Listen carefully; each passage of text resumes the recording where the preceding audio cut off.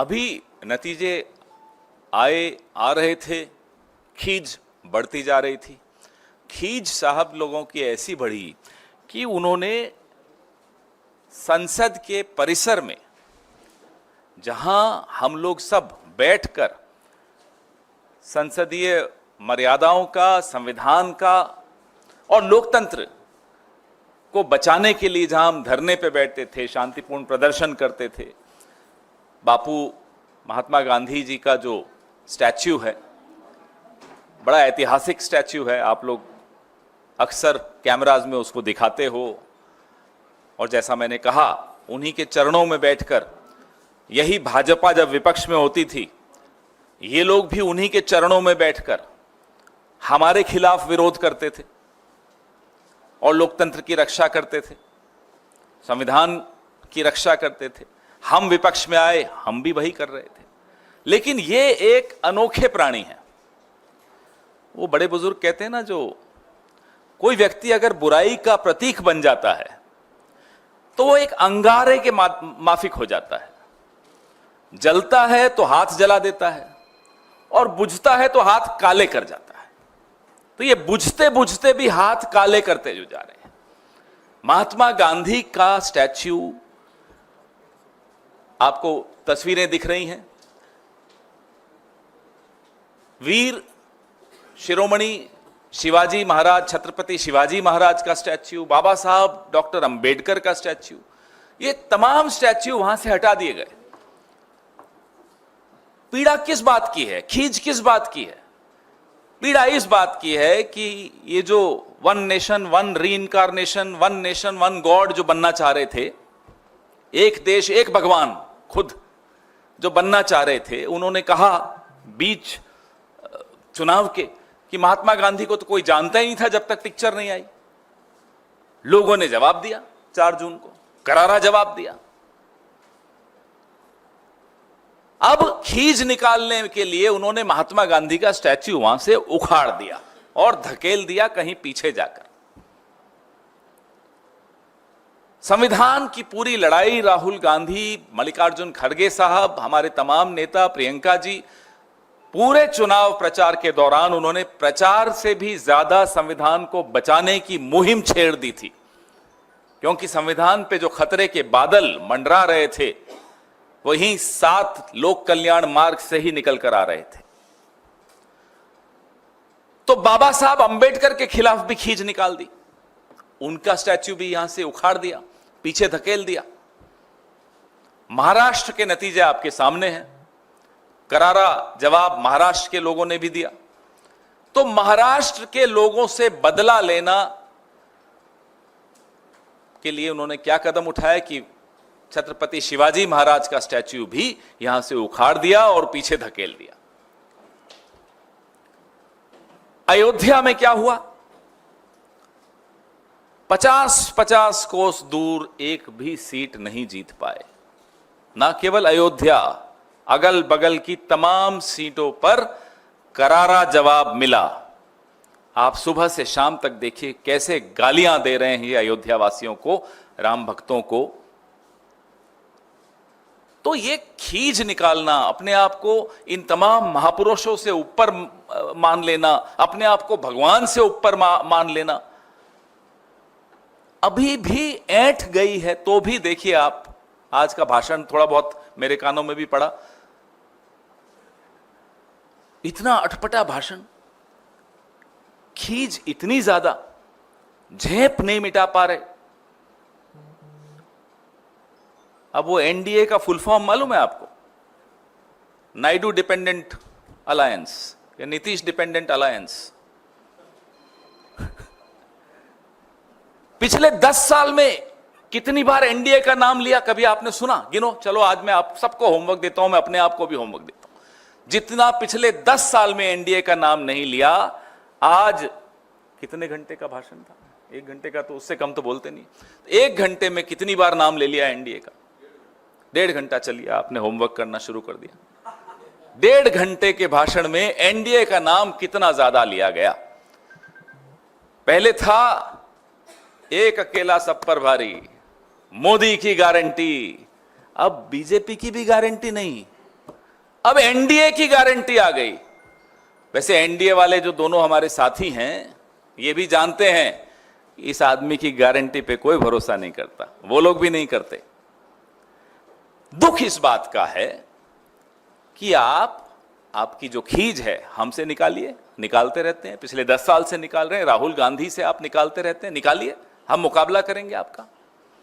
आपकी खींच तो आप नेहरू जी से निकालते रहते हैं, उसके लिए मुकाबला करने की जरूरत ही नहीं है। नेहरू जी का कद इतना बड़ा है कि आप अटल जी के पांव की धूल के बराबर नहीं, आप नेहरू जी का मुकाबला करने चलें।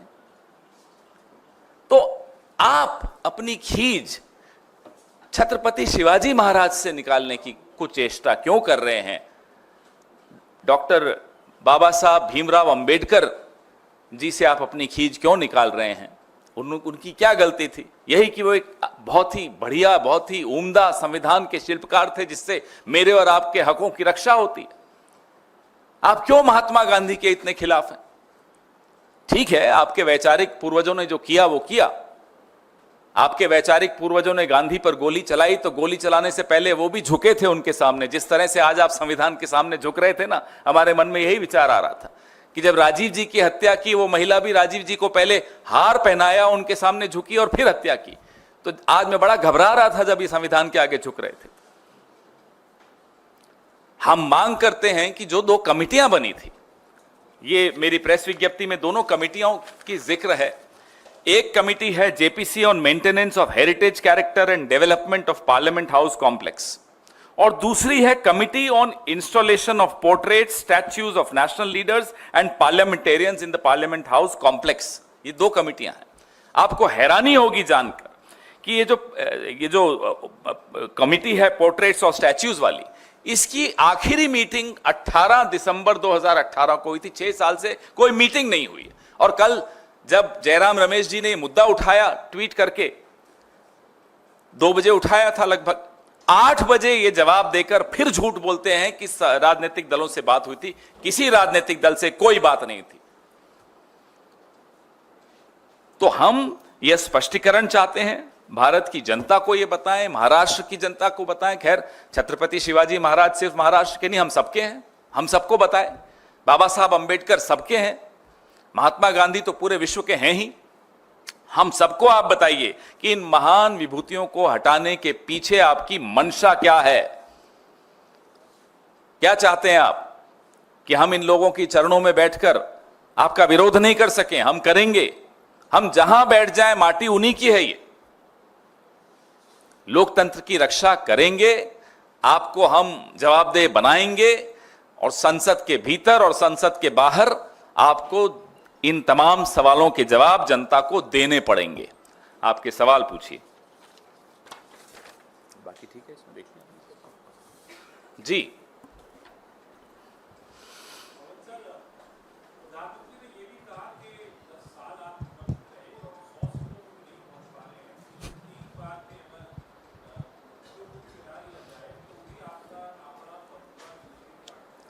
अब इस नतीजे के बाद जहां जिस राज्य से प्रधानमंत्री चुनाव लड़ते हैं वहां मुखी खानी पड़ी। इस नतीजे के बाद जहां प्रधानमंत्री का विनिंग मार्जिन 1.5 लाख और किशोरीलाल शर्मा जी का 1,66,000, उसके बाद भी अगर यही राग अलाप रहे तो साहब ये सुधरे नहीं है। अभी तो पहला डोज मिला था इन्हें जनता द्वारा, ये तो वैक्सीन का पहला शॉट है, 2 शॉट और 1 बूस्टर डोज, अभी 2 बचे हैं। ये पूरी ऐंठ ये जनता निकालेगी।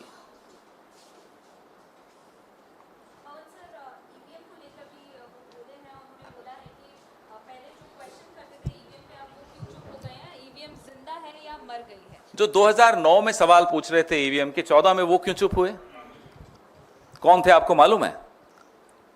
भारतीय जनता पार्टी के 2009 के अध्यक्ष लालकृष्ण आडवाणी जी, जीवीएल नरसिम्हा जी, तमाम भारतीय जनता पार्टी, अरुण जेटली जी, सुषमा स्वराज जी, मुरली मनोहर जोशी जी, तमाम लोग 2009 में ईवीएम पे सवाल उठाते थे। हमने क्या कहा? आप सवाल मत उठाओ।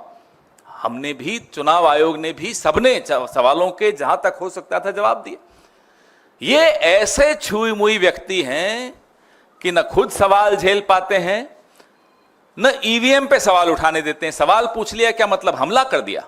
सवाल हमला नहीं होता, सवाल सवाल होता है, उसका जवाब देने का मादा लाइए प्रधानमंत्री जी। अब जितने भी साल आपके पास हैं, महीने आपके पास हैं, हम नहीं जानते, हफ्ते आपके पास हैं, हमें क्या मालूम कितना है, लेकिन जितना भी समय अब आपके पास बचा है, एक आदत डाल दीजिए कि ये देश सवाल पूछेगा, देश का विपक्ष सवाल पूछेगा, देश का मीडिया सवाल पूछेगा और उसका जवाब देना पड़ेगा। ये हमला नहीं है, सवाल है।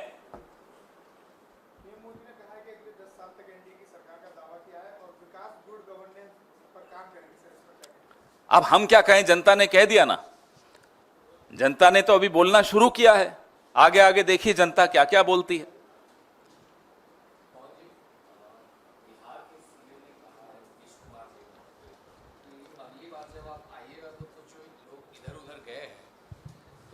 और जो सीटें ये लोग हारे हैं तो अगली बार उनको भी हराएंगे, तो कैसे देखते हैं नीतीश कुमार के बयान को? आप देखिए नीतीश जी ने आज क्या बोला मैं नहीं जानता, कल क्या बोलेंगे वो शायद मैं जानता हूं, बता दूंगा आपको जल्दी।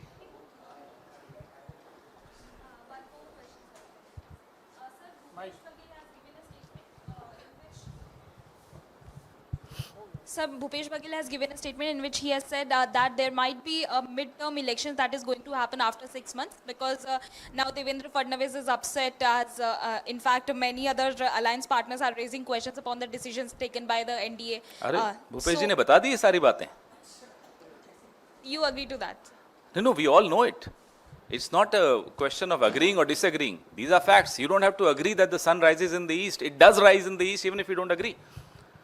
So there is a lot of storm brewing within the BJP, within the RSS, within the NDA, within Gujarat, between Gujarat and Uttar Pradesh. So there are high pressure areas developing everywhere. When it develops into a cyclone is a matter of prediction. How intense will be the cyclone? It's again a matter of speculation. But there is a cyclone developing. Everyone can see that. Everyone can read that. Some of us also know some facts. But let's wait. Let the next few weeks and months be exciting for all of us. Sir,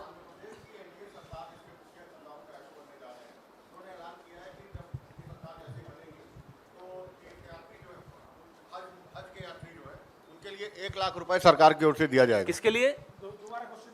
हाँ पूरे। आंध्र प्रदेश की सरकार की ओर से ये घोषणा की गई है कि जब उनकी सरकार बनेगी तो 1 लाख रुपए हज यात्रियों को राज्य सरकार की ओर से दिया जाएगा, जहां बीजेपी का समर्थन भी है टीडीपी को। अब भाई देखिए, उन्होंने जो मैनिफेस्टो में लिखा वो करना चाहते हैं। हर आदमी थोड़े ही मोदी जी की तरह होता है कि मैनिफेस्टो लिख के भूल गए। अब उन्होंने करना है तो कर रहे हैं, मोदी जी जवाब दें। पूरे चुनाव में वो प्रचार कर रहे थे आरक्षण, मुसलमान आरक्षण, और जिनका सहारा लेना पड़ा, चंद्रबाबू नायडू जी का सहारा लेना पड़ा, उनके मैनिफेस्टो में मुस्लिम आरक्षण लिखा हुआ है। बताएं जवाब दें नरेंद्र मोदी जी अब। लेकिन वो तो सवालों को हमला मानते हैं, तो उनसे आप पूछ भी नहीं पाएंगे। एक और सवाल है, आम आदमी पार्टी की तरफ से आधिकारिक तौर पे ऐलान कर दिया गया है कि दिल्ली में या हरियाणा में कांग्रेस के साथ कोई समझौता नहीं होगा विधानसभा चुनाव में। दोनों पर ये कल गोपाल राय ने इंटरव्यू कर बहुत लेट नहीं हो गया ये तो। हमने जब अलायंस हुआ था तभी बोल दिया था कि ये लोकसभा के लिए अलायंस है, तो ये अब नया नया बात क्या कर रहे हैं? तो पुरानी बात हो गई। इसमें ब्रेकिंग न्यूज क्या है? ये तो जिस दिन इंडिया गठबंधन बना था तभी हमने कहा था कि आम आदमी पार्टी के साथ जो गठबंधन है ये इस लोकसभा तक के लिए है, पूर्ण विराम। इसमें कोई अल्प विराम और अर्ध विराम नहीं है, पूर्ण विराम है। तो इंडिया गठबंधन में क्या आम आदमी पार्टी बनी रहेगी? अब ये आप उनसे पूछिए।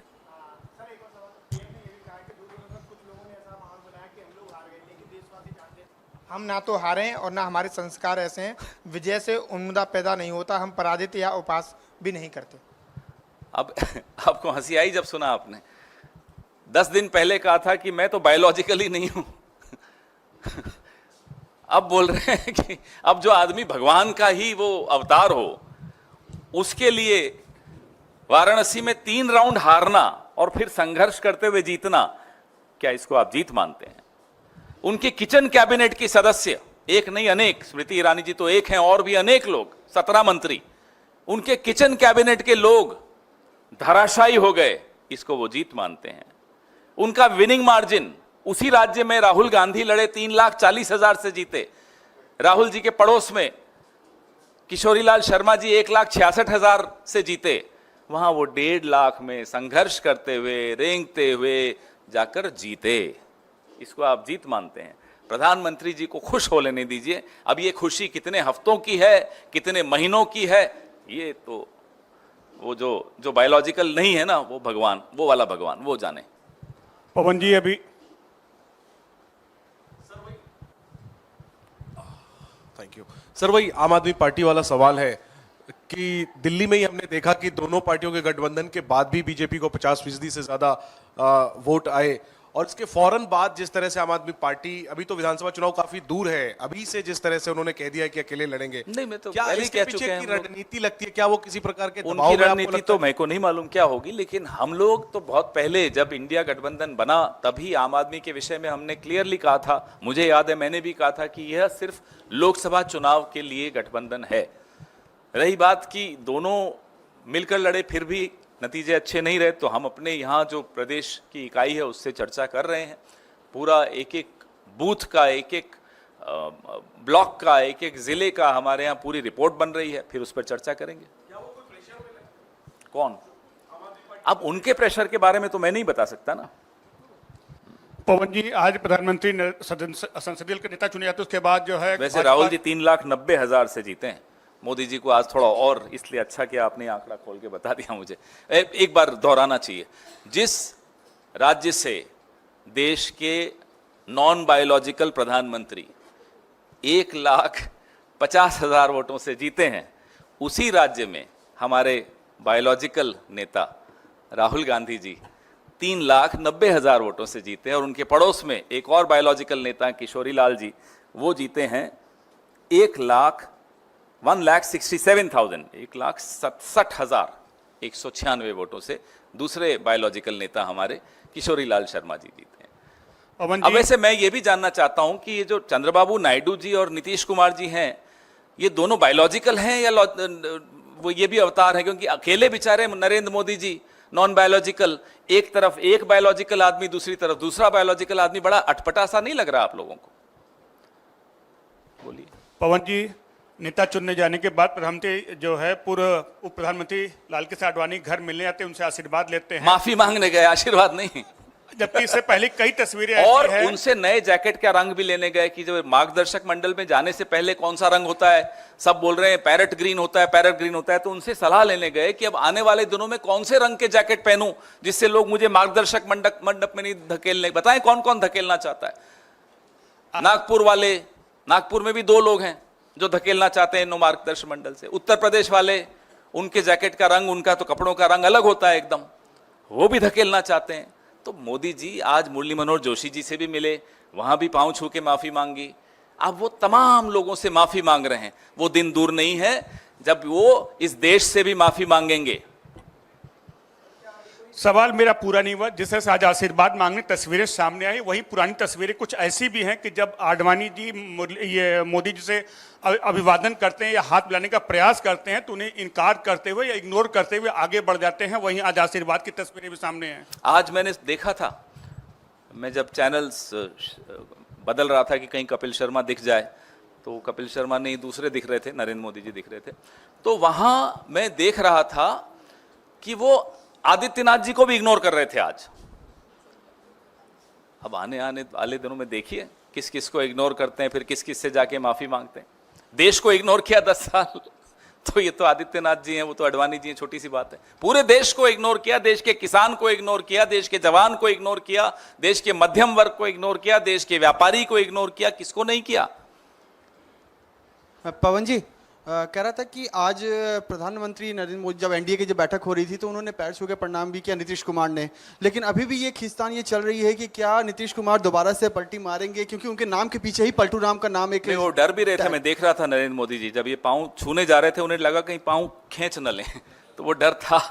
तो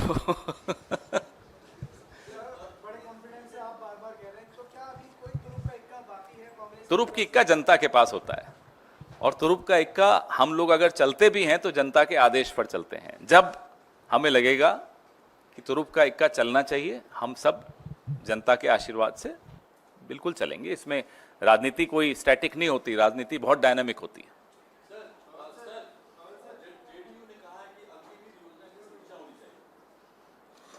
अच्छा लग रहा है, धीरे धीरे मोदी जी भी वो सब बातें दोहराएंगे जो राहुल जी कहते आए हैं। अभी देखना थोड़े दिनों में मोदी जी क्या क्या बोलने वाले हैं, किसानों के एमएसपी का कानून, जाति जनगणना, कोई ऐसी बात नहीं रह जाएगी जो राहुल गांधी ने नहीं बोली हो, मोदी जी करके करना पड़ेगा। जनता ने उनको अच्छा झटका दिया और नहीं करेंगे तो मैंने आपको कहा है कुछ हफ्ते कुछ महीने देखते रहिए। माइक ले लीजिए। नहीं, हम चाहते हैं हमारे दर्शक भी सुने आपका सवाल। पवन सर, सवाल ये है कि इस पूरे चुनाव के दौरान पूरे विपक्ष की तरफ से और कांग्रेस पार्टी की तरफ से आप लोगों ने बार बार इस बात को कहा कि लोकतंत्र खतरे में है और बीजेपी और प्रधानमंत्री मोदी और उनकी पार्टी के लोग संविधान बदलेंगे। आज जब सेंट्रल हॉल से तस्वीर आई तो सबसे पहले मोदी जी जाके जो मूल प्रति है उसके सामने नतमस्तक हुए। क्या संदेश देना चाहते थे वो कि विपक्ष जो नैरेटिव बनाने की कोशिश कर रहा है वो गलत है? वो गुप्त संदेश था जो राहुल जी को वो दे रहे थे कि राहुल जी आप ठीक थे, मेरे से गलती हो गई।